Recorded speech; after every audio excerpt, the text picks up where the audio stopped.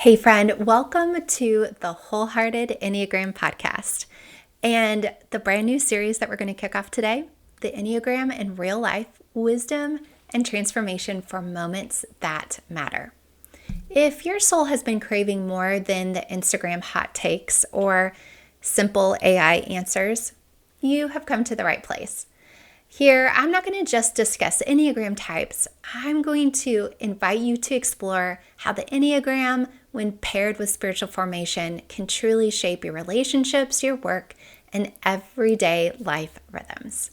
Each week, I'm inviting one of my wholehearted coaches or other trusted voices in this space to have conversations that are honest, soulful, and designed to help you move beyond information and into true wholehearted transformation.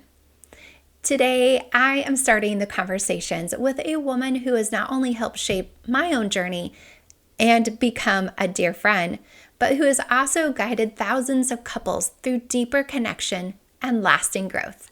Her name is Christa Hardin, and you might know her as Enneagram Marriage.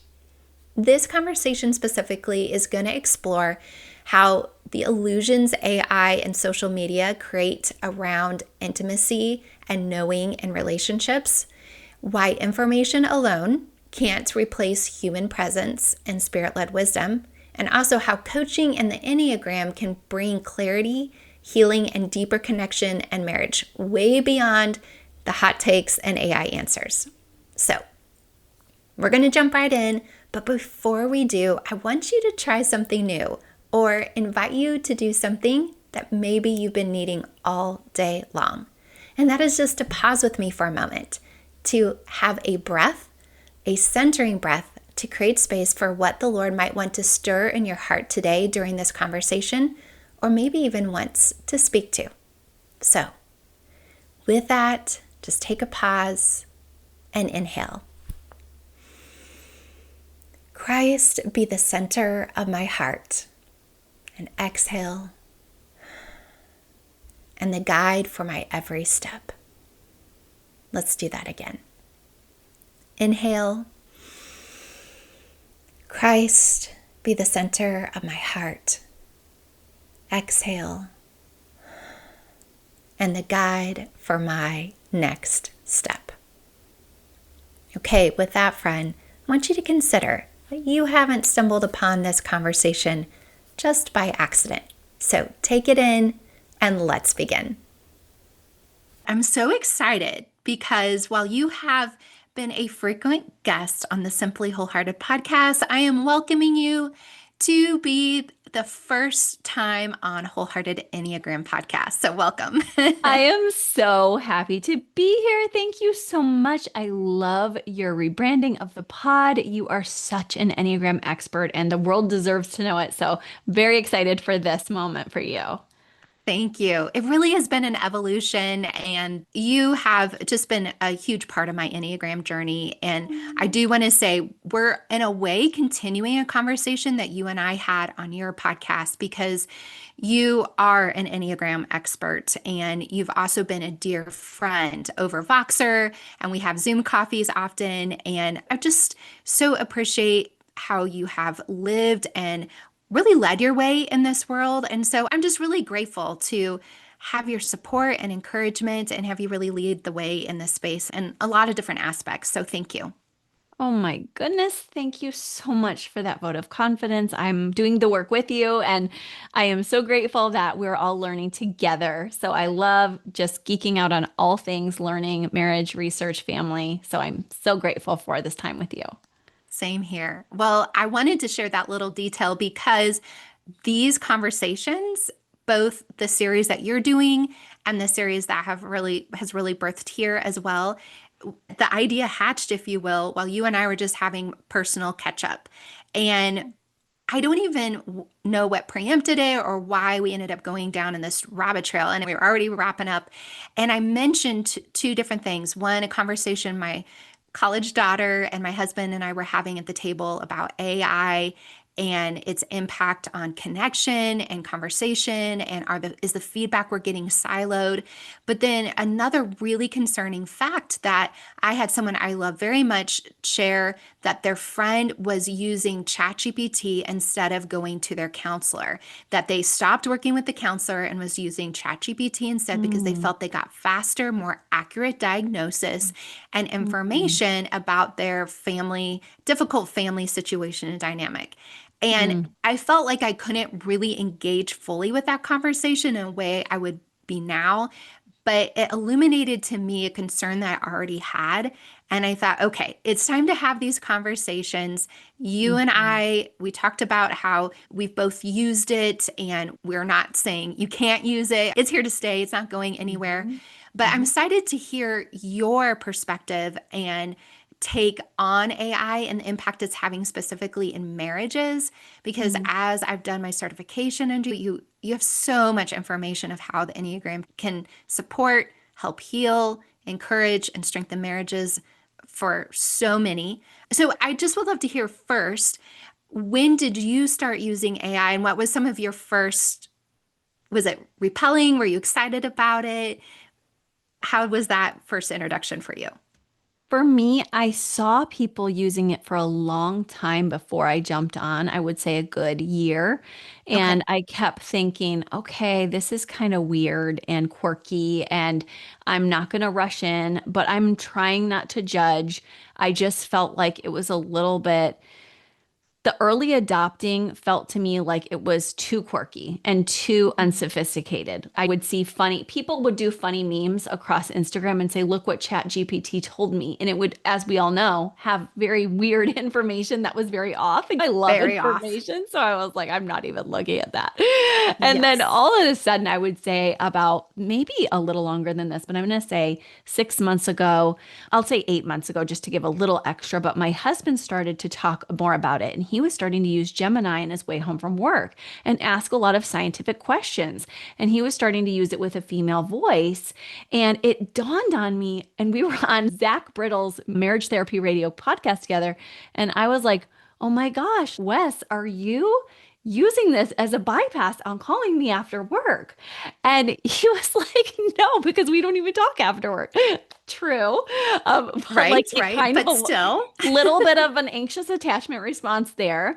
And then just a sure. sense of like, oh my gosh, am I missing my husband? Is he trying to talk to me Mm. and he can't talk to me and he's talking to an AI companion named Gemini?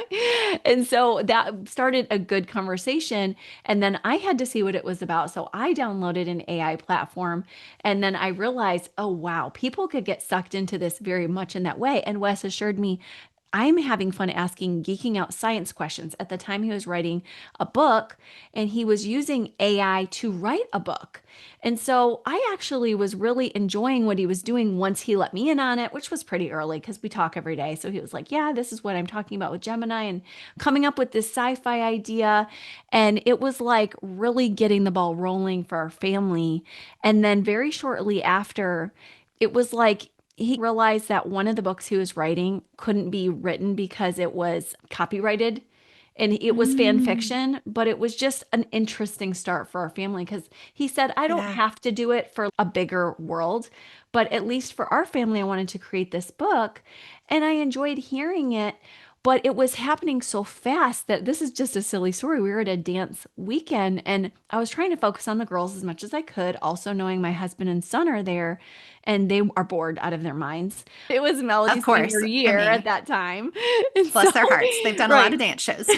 Right, they have, and the girls are done-ish now, but like this was like the big senior year, and he's listen to my next chapter. And this is the crazy part, as you can imagine, the chapters were coming out within seconds.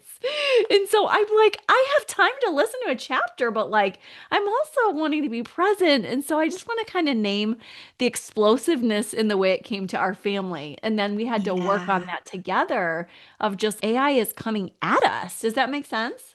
Yes. I actually would love for you to expand on that, because it is the pace and the little bit of Hmm. space Yeah. that we're being like thrust into Yeah. like words and story and all of that. So, what does that do to us personally from just like Yeah. even a therapist standpoint? But then, how does that impact our most important relationships, Mhm. especially our marriage?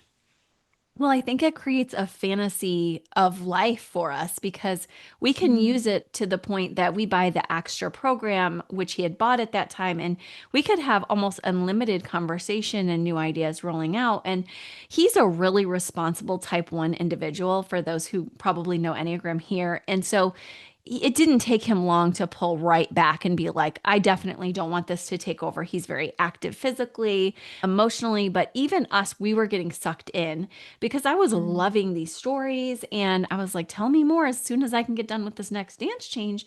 And he was growing a bit impatient at first because he had all this rich information. He's like, when are you going to be listening again? I'm like, oh my gosh, Wes. So I guess I'm just naming that the assault on everybody, including us, was there, even though we tend to be a little more of that responsible couple. And mhm. then we had to pull back. And I think a lot of people, here's where the danger is, a lot of people aren't in the field of therapy and medical like he is, because he's a medical provider. And they're not thinking, oh, my blood pressure is raising up, or this isn't good for my eyes. And so just even just taking in the bodily awareness is something Wes and I do. And so we were able Mm, to notice, watch ourselves, examine it, check in, and say, this is overuse. Let's pull back. And he was pretty much soon out of it and now uses it probably daily still, but not nearly at that, say, like the whole ride home way. Now he's more right. thoughtful on his way home. He said, I like silence. You said that you like silence on my podcast. And so I guess we're learning to use it responsibly along with the rest of the world and just to take a lot more pauses. But I think, unfortunately, a lot of people statistically are not pausing.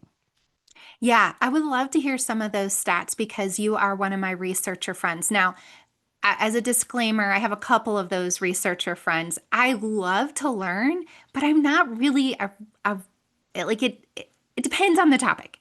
When I Yeah. was worried about using the Enneagram as a Christian, I put on that Enneagram 5 hat and I went deep into research mode.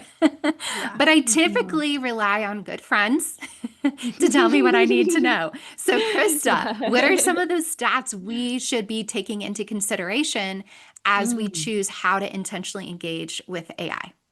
Well, there's several stats and other concerning factors. I'll just go over them pretty quickly. But for one, know that a lot of AI is being created by a very small sector of humans. Admittedly, they're saying, hey, I'm usually a homogenous sort of white male in the upper echelon of making money, kind of SES bracket. And I want to just name that I am the one feeding the information in. Now, there are other women like Daniela Braga, I've heard of. She's the founder and CEO of Defined AI, and she's working on trying to bring ethics in and scale responsibly. There's other women as well doing a ton of work to bring emotional intelligence to the digital world.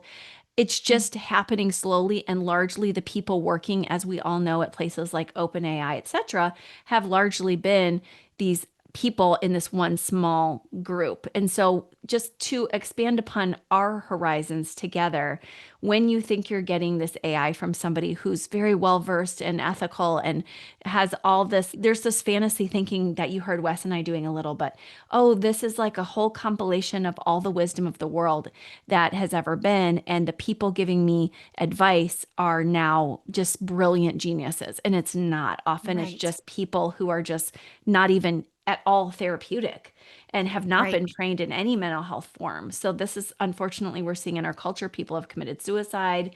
People have been told how they can do terrible things to themselves and each other.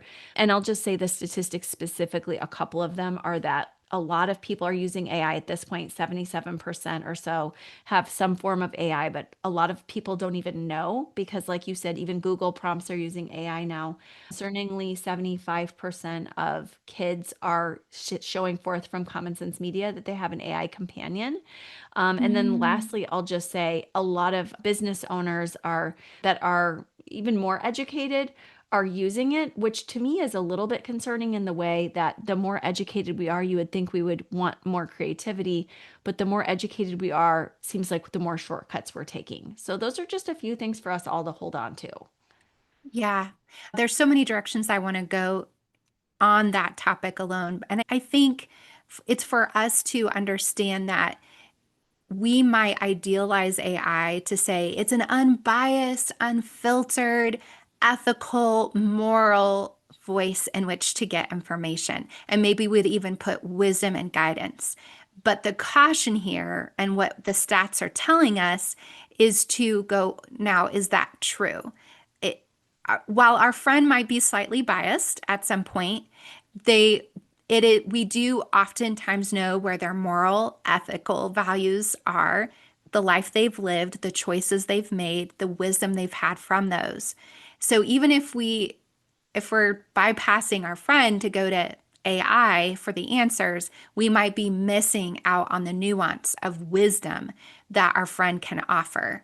So we can continue talking about that and let the hearer understand. Start thinking for yourself on this too. Just fact check for yourself how you're using it, what you're seeking information exactly on. And are you getting information, or are you getting wisdom and taking soul direction from your AI companion or your chosen AI platform?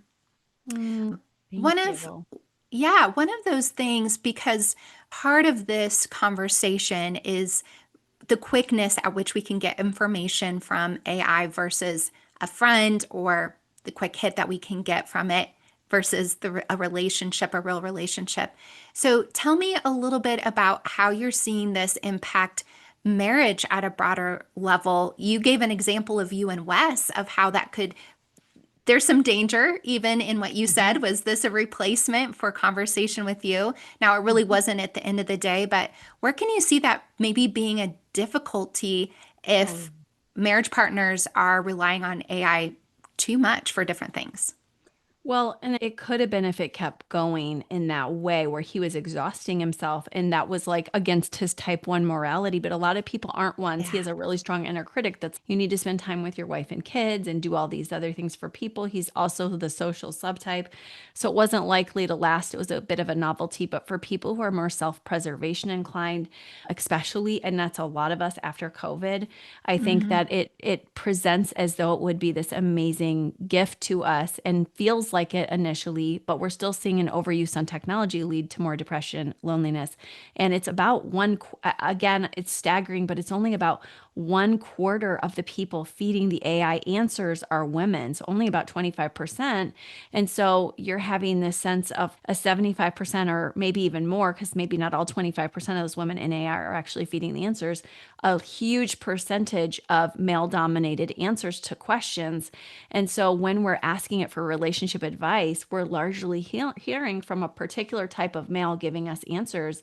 And two other men may even have an advantage to men in the relationship because it's just going to be a bias, right? We all have biases Yeah. without realizing it. And if I was giving a friend that's a woman an answer, my best friend, we might be sending each other an email, or we send sometimes a funny meme that's like girls supporting girls, you know?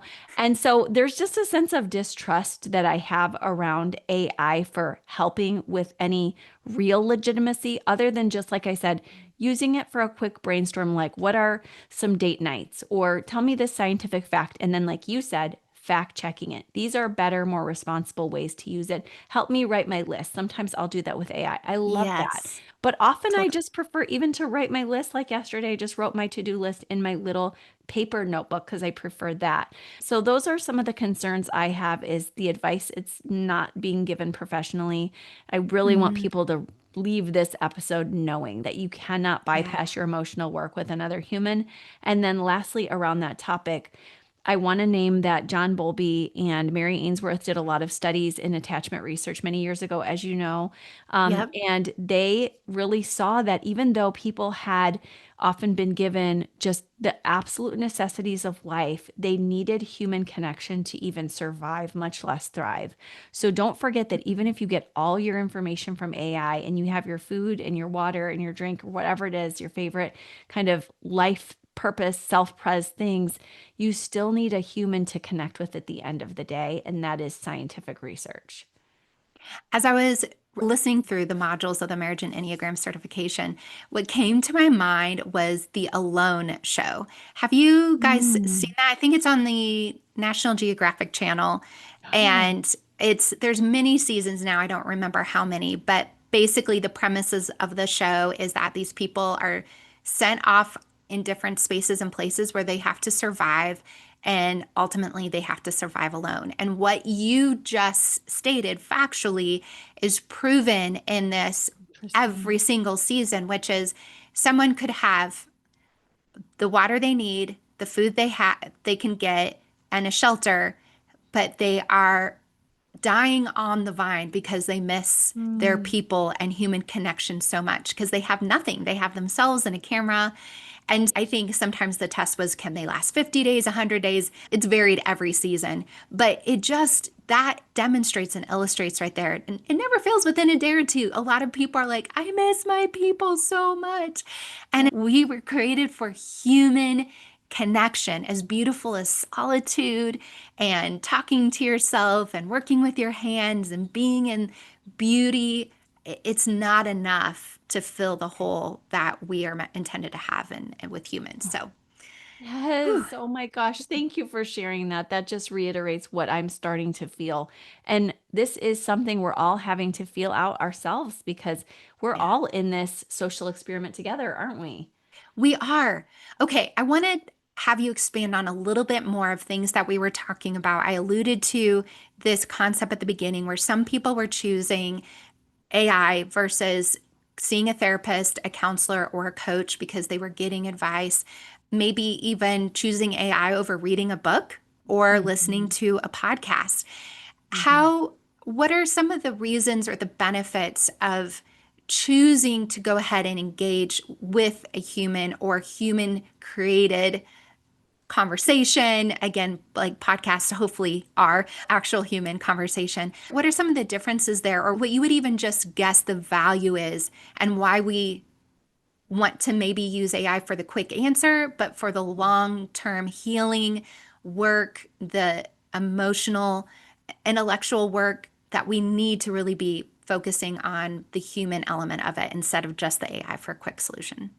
Okay, here's my go-to answer for anybody in this is, would you like to picture for a moment your last IT tech that you had a conversation with as you brought your laptop in to either the Apple store or maybe the shop around the corner where you got it fix it fast kind of a place. Like everyone just think of that for the moment. Okay. Who did you Mm, bring your computer to? You've got it in your minds probably now, right? Okay. yes. Do you want that person for your therapist? Answer me that. No way, Jose. Do you want that This person is for your relationship coach? absolutely not. Do you want that person deciding what you do with your kids? I don't think that's a good idea. Right. And we're not saying that those people are all going to have, like, some of them are probably like amazing at that, but that is not their specialty. And whether Right. they're in that aspect of AI development or we have our, let's just imagine, and this is probably really imaginary, but let's imagine even if it's the most scientifically amazing people who are the big rollers, they're still not marriage therapists, even if they're like the smartest Yeah. people on coding. It still Yes. doesn't change the fact that I don't want them giving me that advice. And I appreciate if there's some research they can point me to because they're amazing at that, right? Like, look this up. Yes. And maybe there's a great study on attachment by John Bowlby that and Mary Ainsworth that you can check out, Krista or Amy, if you're looking for more on this topic. There's a great book I can recommend. Here's a podcast to listen to. But for us Yes. to be like, what do I do about my marriage? That is not the question to be asking. So I just really Yeah. appreciate you giving me the chance to share why I think that's not going to be a good move. Yeah. Let's suppose, Krista, that someday you and I, because everyone's doing it and because you have to do it to stay in business, is you have to develop your own AI model that you charge people a low monthly premium to use to be able to, because you've trained it and you have this model that you've input all your training and certification. Do you Mhm. think it'd be really capable to do what you do with your couples over an hour, hour and a half session? Ooh, that's a great question. I don't think so because the amount of nuance and understanding that a human brings is so different with the little subtle nonverbals. And I don't think that Yeah, AI is going to, at least for a long, long time. I know things are moving really fast, but they right. can't even get the joints and hands right still on Elon Musk's models of robots. So I think it's going to be a long while before, I mean, maybe forever before they could actually mimic human understanding of the smallest nonverbals. And that's what you get when you work with a person who uses voice, or like we're doing Zoom and we're seeing each other too. And Yep. or in person even more so. So I just think that is, we've learned that nonverbals are up to 90% of our communication. So Yeah. somebody who's just using a text-based AI, even a basic screen, can read some and it'll be cool to be like, oh my gosh, they could tell I was surprised, sad, etc. But the way we can notice a little shift, you moved in toward your spouse a little bit on this, or I saw a tear. These are layers that are, you don't even have to say it out loud if you're doing a counseling or coaching Right. session, right? It's just intuitive because you're like, oh, that wounded them when I said that. Let's pull back a little. So I just think that human element will never be able to be fully replaced. I love your idea. You're Mhm. so good at ideas that we could get a lot closer than somebody else who's just working in the tech field at giving an AI model for our couples to use. And we have the paired app and other apps that do a good job with couples. So I love your idea of using it Right. for good. Yeah, it could be used for good. And I think this is where, and know you and there's a couple other coaches in this space, we've talked about how we all have some sort of roadmap that we use with our clients, whether it's our proprietary information or general Enneagram. Obviously, I've been trained now in your Enneagram and marriage, and there's guide sheets and information, everything. But you and I both know every single session, every single client, even if they're same pairings we've worked with before, it all is Mm-hmm. so So different. There's unique. no way that an AI model could fully predict all the elements that come in. For me, Mm-hmm. most of the time, I always laugh because we have this guide sheet, and I think I Mm-hmm. haven't had the same session twice with anybody. And I could Yeah. even go through the same sessions sheet with a client, and a year later, bring that Mm-hmm. one back out, and it would be a totally different session Mm. because there's new stories, there's new layers. And for me, as a faith filled person, I am relying on the Holy Spirit to lead and Mm. guide. And that Mm. is something that I can promise you AI is never going to have, even if the people building have it. Yes. Oh my goodness. That is so true. And the nuance of what's ahead is something none of us know.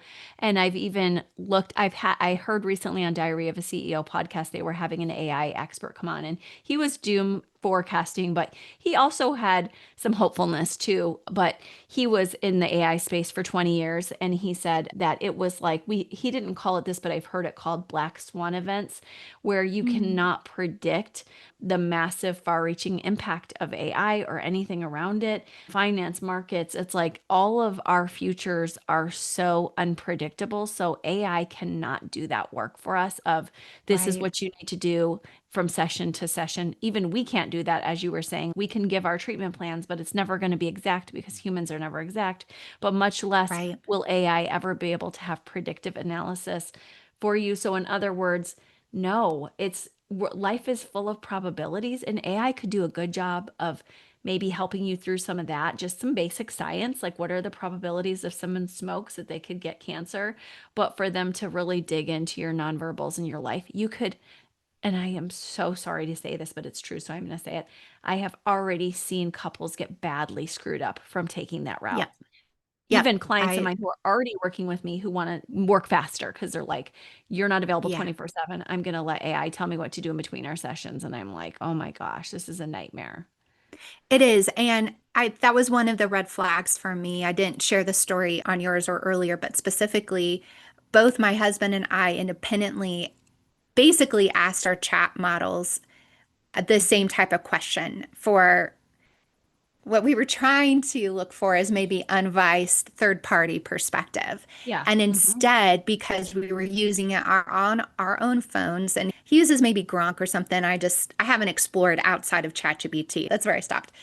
Yeah. But it was fascinating because very similar question, completely different answers that I was able to stand back and go, oh, wait a minute. The response I got, the answer I got is very biased and leaning towards me to support my POV.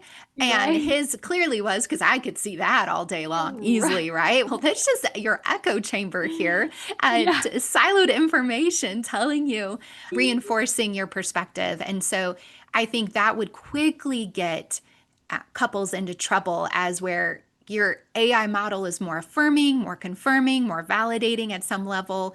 And instead of coming together and let's figure this out together, let's learn together, let's Mhm. invite wisdom into this, whether it's an older couple of counsel, friends who can give some input, and again, a coach or counselor who gets the multi-layered perspective and story and history that I don't know that chat GPT or an AI model could fully capture, especially not in a short amount of time. There's no way you can feed it Mm-mm. all the things that play into the Yeah. kind of wisdom you specifically need because we are each so different.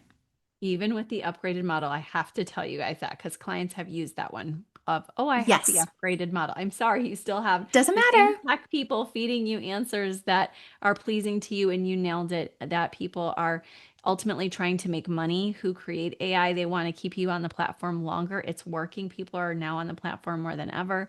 So just continue to take your time back and really allow yourself to say, I know this is biased information, and do what Amy did with her husband. I actually did that after some clients told me about it just to see.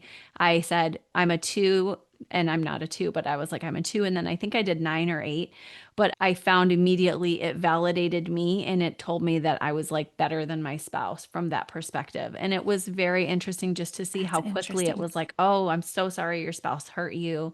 That was so unfair, and I was like, ugh. And then I did the other and it was the same exact but opposite. So I just want people to Okay. hear. I love your story. Thank you for sharing it. Yeah. Yeah. No, I'm so glad you said that too. It was actually going to be my next question.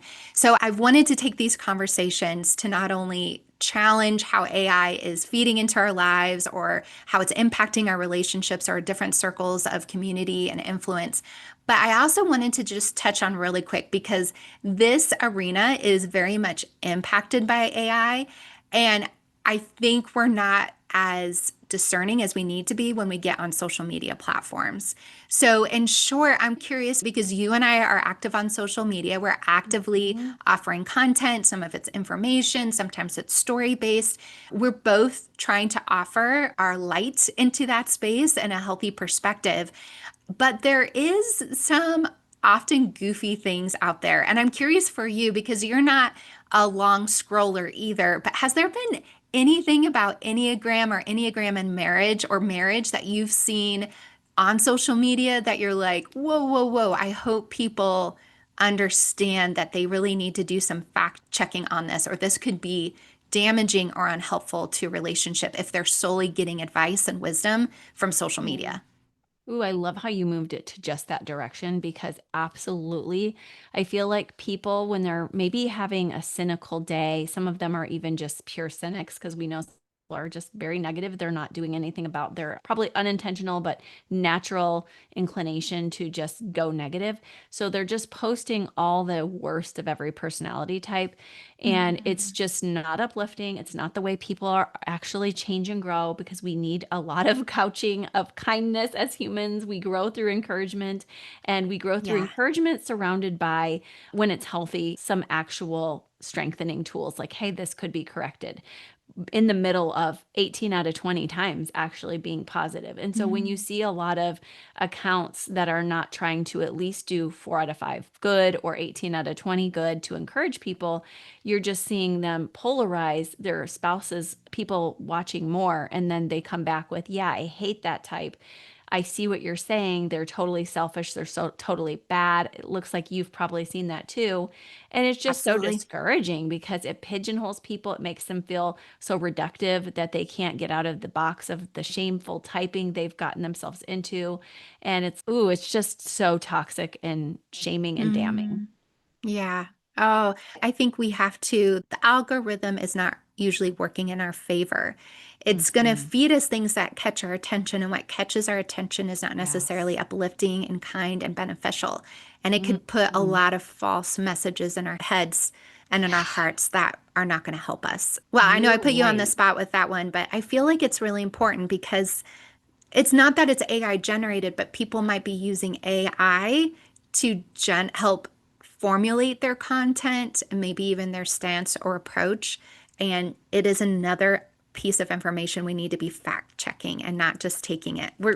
Whether it's Enneagram and marriage related, that goes for all the things. Please don't diagnose yourself on Instagram, please. Oh my gosh, thank you. And all the way, yes, to what you Yes. just said about the negativity, because you and I are in the building space of how can we make our accounts bigger and better. And that's Yeah. just part of being in the Instagram space is you want to reach more people. So Yeah. I follow a leader, I won't share the name, but they're a good leader. And they just said the negative headline is really good. And I just thought, oh my gosh. So what you said is basically what I said, please don't just read the bad. But then we're realizing some people are growing their accounts through just focusing on the bad, and that's making them Absolutely. money and grow their Yes. account. And so we have to really consider why are these people sharing in such an emergency way? And then our brains get addicted to, I need to find that next trauma. Like it's weird, but we all want that next bad thing, right? Like when you Mm. hear you want to stop on the side of the road and see the accident, that's what's happening with these posts. Yeah. Ooh, yeah. So consumer beware as a consumer, understand that people are growing their accounts with bad information that might be misinformation too. So Yeah, just to beware. make money. So be aware of that. Me and Amy are trying not to do that. We're trying to learn and grow, but we're Yeah. also trying to grow ethically. When you have a morality, you have a different chance of, I want to grow, but I want to grow safely, wisely, Yeah. well. And so I love that. I already know that about you. It might look slower, but that's okay. I would prefer that. It's healthier in the Me long run for too. both of us. Yeah, me too. Okay, I want to wrap this up with a more serious question because I want your gifts and talents to shine here. Yes, I've gotten certified in the Enneagram and Marriage Coach. And yes, we could talk if you wanted me to work with you. Those of our friends who are listening to us and they're thinking about getting marriage coaching or whatever. But specifically, I have Christa on, and the reason why I learned from her, she's the expert. So, one of the ways I'd love for you to let your light shine, because this I feel encompasses you as a whole. But if you could whisper a truth to the woman who feels maybe hopeless about her marriage or just emotionally exhausted, even, how would you want to encourage her? What would you want to say? Wow, I love this question. And I would tell this woman to get quiet, to turn off the noise for a little while, to just take a deep breath, to sigh, maybe even right here with us, to just close her Mm, eyes and just allow herself to breathe deeply. Just slow down, turn off, put the phone even behind you. You can still hear our voices and just allow yourself a moment to pause and then to ask yourself if you have your basic needs met right now. And if you don't, start there with a glass of water. You are entitled to that. With a 2-minute resting your eyes breath work practice. I know Amy is amazing at breath prayers that she shared. Just letting yourself be still and know that God is with you and that you are loved no matter what is happening. And I also want to remind you that you've not been given a spirit of fear, but of mm, power, love, and a sound mind, which means when you're pausing and resting and just taking that glass of water, you're coming back to your healthy space of homeostasis, of an open window of tolerance. And then from there, you are empowered to make choices. Whereas as you heard mm. me say, me and Wes felt like life was rushing at us with that AI and this account and that account telling us to do different things. And when you close your eyes, pause, put the phone out of eye shot or eyesight, it just gives you a moment to be like, oh my gosh, I can make good choices. What's the Mm. next best thing to do here? And just know that you have been given that spirit of power. You don't have to look elsewhere for it. You have God's spirit inside of you. Ah, Krista, that was beautiful. Thank you. Again, Mhm. our friends need to understand that you and I do not rehearse or even send questions ahead of time. We are just literally putting each other on the spot, basically, and having a Yeah. conversation in real time because we can Mhm. do that as seven. So Yeah. it's fun. It's fun for Yeah. us, actually. Yes, it But is. thank you Beautiful. so much for doing this with me, for having this conversation, to be part of this new adventure, a new growth for Simply Wholehearted and now the Wholehearted Enneagram podcast. tell my friends how they can find you, all the good stuff that they can expect from you because you got a lot. Thank you, Amy. You're amazing. I love the show and your beautiful presence. And if anyone wants to find me, you can go to enneagramandmarriage.com. You can also find me at Enneagram and Marriage at Instagram and as a podcast as well. And my book is The Enneagram in Marriage. I'm writing my next book now, but I'm really excited to share any research I have with you. As Amy said, I have a coaching certification as well. That is That's over right. 12 hours of actual live teaching. I'll be starting up in January, again, live if you want to attend live. So thank you, Amy, for this time together. Krista, it was such a joy. Thank you so much, and all the best to you. Thank you. You too.